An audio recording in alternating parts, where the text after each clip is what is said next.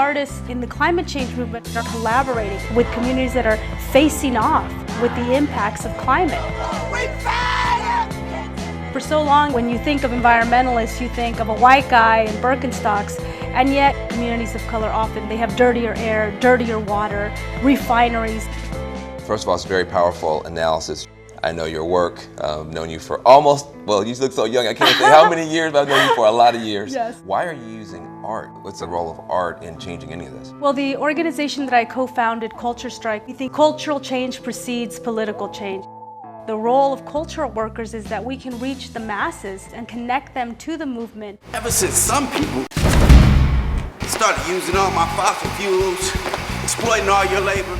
One of the artists I'm really excited about, Movement Generation, in collaboration with Boots Riley, produced this video. Boom! Fracking! Boom! California now for 6-1. Where Boots is running in place and sweating. It's a metaphor for how the planet is overheating. When we talk about global warming, you have people who are being paid millions of dollars to do polls and communication, but their messages don't work. This ain't no damn rap song. You get Boots Riley, one of the great rappers, to describe the problem. That's much more effective. I'm burning up like a paper cup.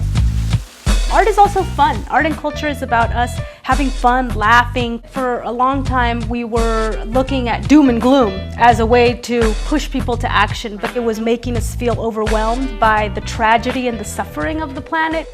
We need narratives that inspire us to connect. That Earth would rebirth itself, with or without us. This is not apocalypse. This is rebirth. Renewal.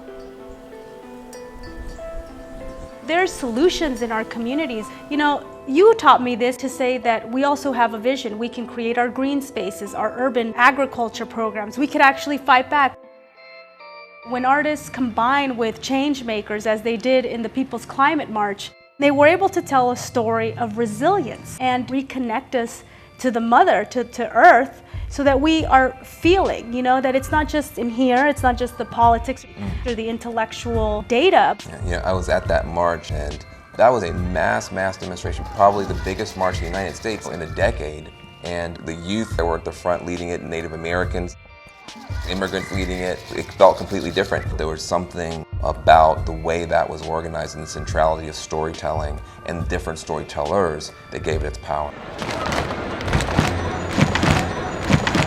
I think that in the climate movement, we need to make room for more artists to tell stories from the front lines and that lead us to action. So pick up your pen. Pick up the mic. Paintbrush. Pick up some aerosol, spray paint. And paint us a new picture. Art and culture are the key to unlocking our generation's potential for climate justice.